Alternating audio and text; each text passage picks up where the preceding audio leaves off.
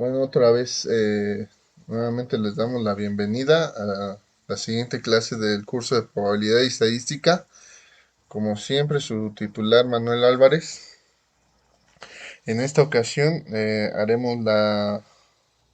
estudiaremos el tema de la representación gráfica de una distribución de frecuencias. A medida los gerentes de ventas, los analistas de valores, directores de hospital y otros ejecutivos con frecuencia pues necesitan tener noción rápida de las tendencias en ventas, precios de acciones o costos de administración. Estas tendencias pueden mostrarse utilizando diagramas o gráficas.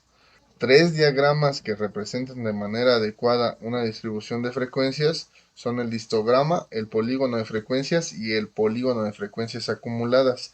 En esta clase solo veremos las primeras dos. Iniciaremos con lo que es un histograma. El histograma es uno de los medios gráficos más ampliamente empleados y uno de los más fáciles de comprender. Un histograma describe una distribución de frecuencias utilizando una gráfica de barras, o sea, rectángulos verticales adyacentes, en la que la altura de cada barra es proporcional a la frecuencia de la clase que representa. Su elaboración la podemos ilustrar utilizando de nuevo el ejemplo de las rentas mensuales de condominios. Entonces, ¿cómo elaboramos un histograma para esta distribución de frecuencias? Bueno, pues para elaborar un histograma las frecuencias de la clase se marcan en la escala del eje vertical y en uno horizontal eje X los límites declarados, los límites verdaderos o los puntos medios, dependiendo de qué se quiera utilizar. En este caso utilizaremos los límites declarados y se mostrará sobre el límite inferior de cada clase en el eje X. Observamos que a partir de la distribución de frecuencias que hay de 3 unidades en la renta en la clase de 600 a 799, por tanto la altura de la columna para esa clase es 3 y existen 7 unidades en la siguiente clase, la clase de 800 a 999 y obviamente la altura de esa columna es 7. Vemos el diagrama 2.1 para tener una noción gráfica de esto. Por lo tanto, la altura de cada barra representa el número de observaciones que hay en dicha clase. Este procedimiento continúa para todas las clases hasta terminar el histograma, según mostramos en el diagrama 2.2. Las características que siguen son evidentes en el histograma. 1. La renta mensual más baja es aproximadamente 600. 2. La más elevada es aproximadamente 2200. La mayoría de las rentas están entre 1200 y 1800 y la última, la concentración está entre 1400 y 1600. De esta forma el histograma proporciona una imagen o noción visual de fácil interpretación de las rentas. Si hubiera graficado las frecuencias relativas en vez de frecuencias de clase, la forma general de la distribución sería demasiado parecida.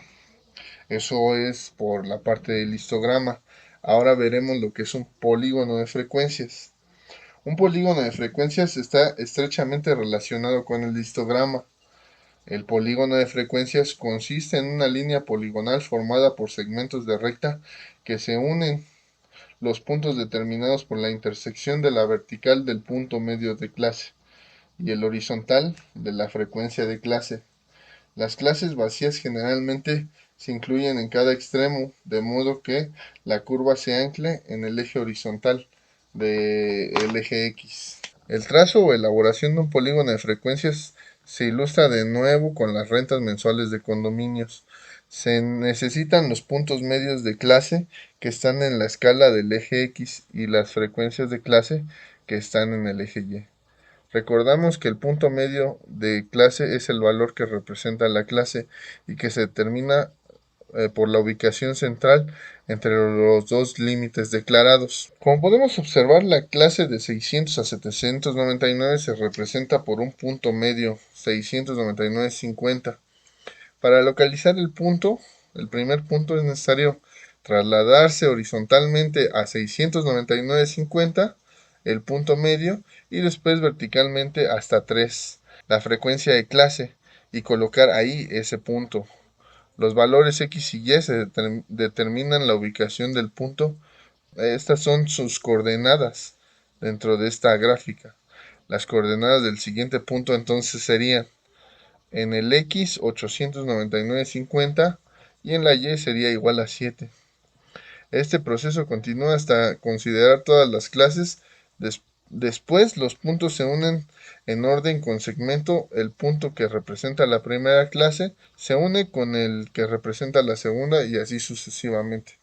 Observa el diagrama 2.3, que para completar el polígono de frecuencia se agregaron los puntos medios de 499,50 y 2299,50 a los dos extremos, y el polígono se ancló al eje vertical en la frecuencia 0. Estos dos valores, 499,50 y 2299,50, se obtuvieron restando los intervalos de clase de 200 a partir del punto medio más bajo de la distribución, esto es 699,50, y sumando 200 al punto medio más alto, 2099,50. Al anclar los dos extremos del polígono de frecuencias al eje X, el área total bajo los polígonos es ahora igual al total de frecuencias 120. Tanto el histograma como el polígono de frecuencias permiten obtener una imagen rápida de las principales características de los datos, máximos, mínimos, puntos de concentración, etc. Aunque el objetivo de las dos representaciones es similar, el histograma tiene una ventaja de indicar cada clase como un rectángulo representando el área de cada barra rectangular, el número total de frecuencias en la clase. El polígono de frecuencias tiene una ventaja notable con respecto al histograma, ya que permite comparar dos o más distribuciones de frecuencias. Por ejemplo, supóngase que las rentas de los condominios en el área de Saratoga se van a comparar con las del área de Jackson, Mississippi. Ambas distribuciones de frecuencia se tienen en el siguiente diagrama, el diagrama 2.4. Es obvio que a partir de dicha figura, que las rentas en el área de Saratoga por lo general son más elevadas que en el área de Jackson. El número de frecuencias de clase en el diagrama 2.4 es aproximadamente igual en las dos áreas. Si la diferencia en el número de frecuencias de clase fuera muy grande, por ejemplo 40 unidades en Saratoga y 500 en Jackson, permitiría una mejor comparación, cambiar las frecuencias de clase a frecuencias relativas y graficar después los datos. Esta situación pues ya la veremos más adelante cuando veamos el tema de polígono de frecuencias acumuladas. Pero por hoy esta será todo lo que veremos en esta clase. Nos vemos en la siguiente clase. Muchas gracias por su atención.